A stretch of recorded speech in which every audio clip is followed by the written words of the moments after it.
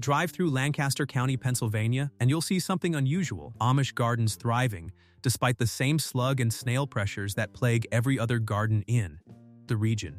Ask an Amish farmer how they manage gastropod pests, and copper comes up, but not in the way you'd expect. They don't buy expensive copper tape or branded copper pellets marketed to home gardeners. They use copper sulfate applied primarily as a fungicide for tomato blight that incidentally creates conditions slugs and snails avoid. Healthier plants with stronger cell walls are harder to chew through. Copper in the soil creates an environment less favorable to soft-bodied pests. Sometimes we add lime, calcium, or copper sulfate to tomatoes to combat blight, one Amish farmer explained to a researcher. Matter of fact, as if everyone should know this. Except most people don't, because the $2 billion global slug and snail pesticide market depends on repeat customers buying proprietary formulations, not farmers understanding that healthy, disease-resistant plants naturally resist pest damage better. The Amish didn't discover this yesterday. Copper has been used in agriculture since the 1880s, when French viticulturists developed Bordeaux mixture copper sulfate and lime to prevent fungal diseases. A side benefit they noticed: gardens treated with copper showed reduced damage from multiple pests, including gastropods. The method works. It's affordable. It addresses the root cause plant health rather than just symptoms. And the DIY approach is barely promoted because no one can patent mixing your own Bordeaux mixture from commodity chemicals. How copper actually stops snails. Let's address the snail question directly. Copper works through multiple pathways, and the Amish benefit from all of them without. Specifically targeting gastropods. Direct deterrent effect. Research shows copper compounds create an electrochemical reaction with slug and snail mucus. A 2003 study testing various barriers found copper-based products among the most effective molluscicides. The mechanism: copper ions react with the mucus to generate a mild electrical charge uncomfortable enough to trigger avoidance. Physical copper barriers: tape, mesh, screens work when properly installed, apps kept clean, replaced when oxidized. But this is expensive for large-scale gardens, which is why Amish farmers don't typically use copper tape. Indirect resistance through plant health. This is where the Amish approach differs. By using copper sulfate as a fungicide, they're simultaneously strengthening plant tissues. Copper activates enzymes essential for lignin synthesis, the compound that makes cell walls rigid. Plants with adequate copper have structurally tougher leaves and stems. Think about the difference between biting into a crisp, firm lettuce leaf versus a soft, wilted one. Slugs and snails encounter the same resistance. Healthy plants with strong cell walls are simply harder to chew through. Soil conditions: copper applications that prevent disease also ensure adequate copper micronutrient levels in soil. This supports overall plant vigor and creates an environment where plants can mount better defenses against all pest pressure, not just gastropods, but insects, disease, and environmental stress. The Amish don't use copper only for snails. They use it for disease prevention, and snail resistance is a welcome secondary benefit. This integrated approach, addressing plant health holistically rather than targeting individual pests, is why their gardens thrive despite the same pest pressures everyone else faces. The Amish approach to pest management. Let's be clear about something. Amish gardens have snails, and slugs, and aphids, beetles, and every other pest that plagues conventional gardens. The difference isn't the absence of problems, it's how the problems are managed. The Amish practice integrated pest management before it had a name: crop rotation, companion planting, manual removal, encouraging beneficial predators, and when needed, targeted interventions with traditional materials like copper. Most Amish farms aren't certified organic. That's a modern designation requiring paperwork and fees. But many Amish farming practices align with organic principles out of economic necessity and religious commitment to stewardship. They minimize inputs not for marketing purposes, but because inputs cost money. Copper sulfate for tomato blight prevention, $10 for enough to treat an entire season's crop. Compare that to synthetic fungicides requiring multiple applications at $20 per bottle. The economics are obvious, but there's more to the copper story than just disease prevention. What copper does beyond snail control.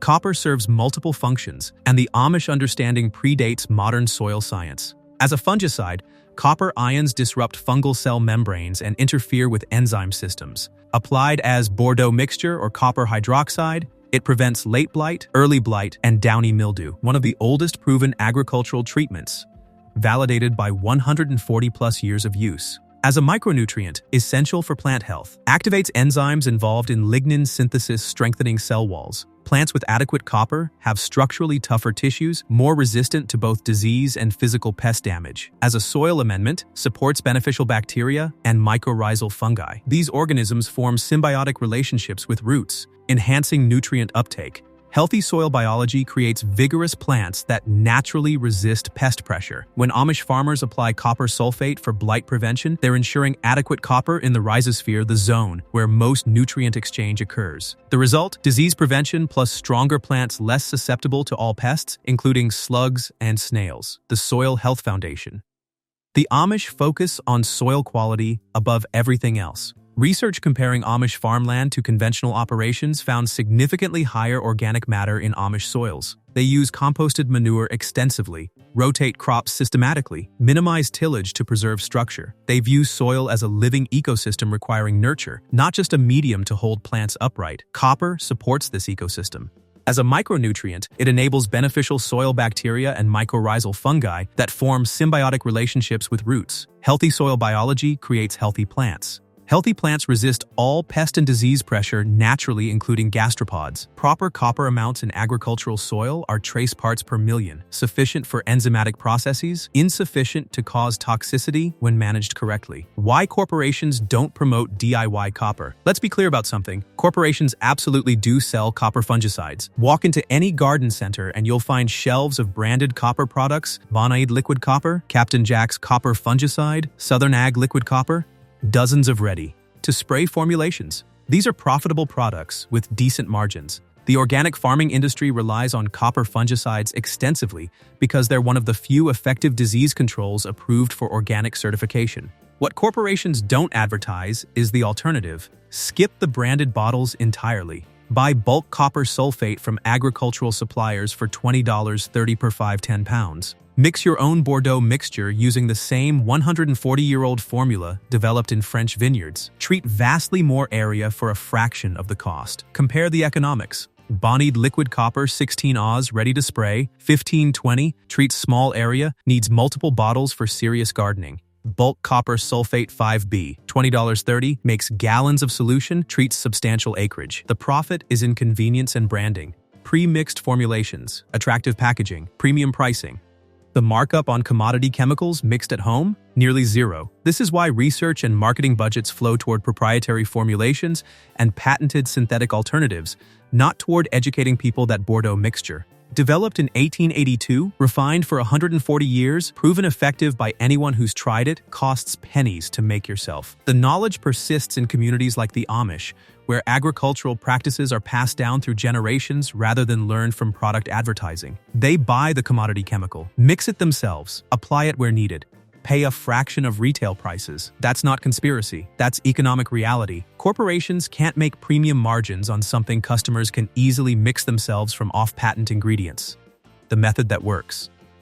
The Amish apply copper strategically, not haphazardly. For fungal disease prevention, mix Bordeaux mixture sulfate plus hydrated tannery or use copper hydroxide formulations. Apply preventively before disease symptoms appear. Copper prevents new infections but doesn't cure existing ones. Apply after heavy rain or during humid conditions when fungal spores germinate.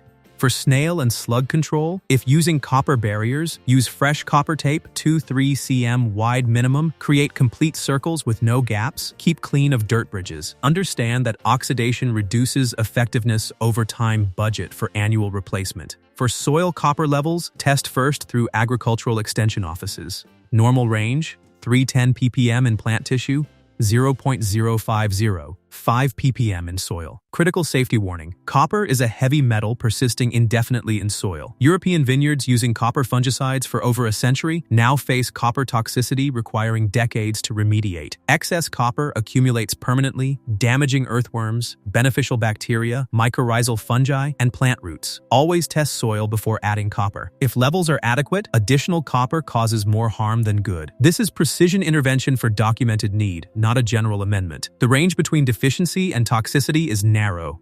Follow application rates exactly. Never exceed recommended amounts. Amish farmers use copper sparingly and only where needed. Every input represents cost and potential ecosystem imbalance. What makes Amish methods work? The Amish don't rely on single solutions. Copper is one component of an integrated system. Crop rotation breaks disease cycles. Organic matter builds soil health. Daily observation catches problems early. Physical barriers and manual removal handle visible pests. Copper applications prevent diseases that would otherwise require drastic interventions or result in crop loss. Used within this broader strategy, it's highly effective. Used alone?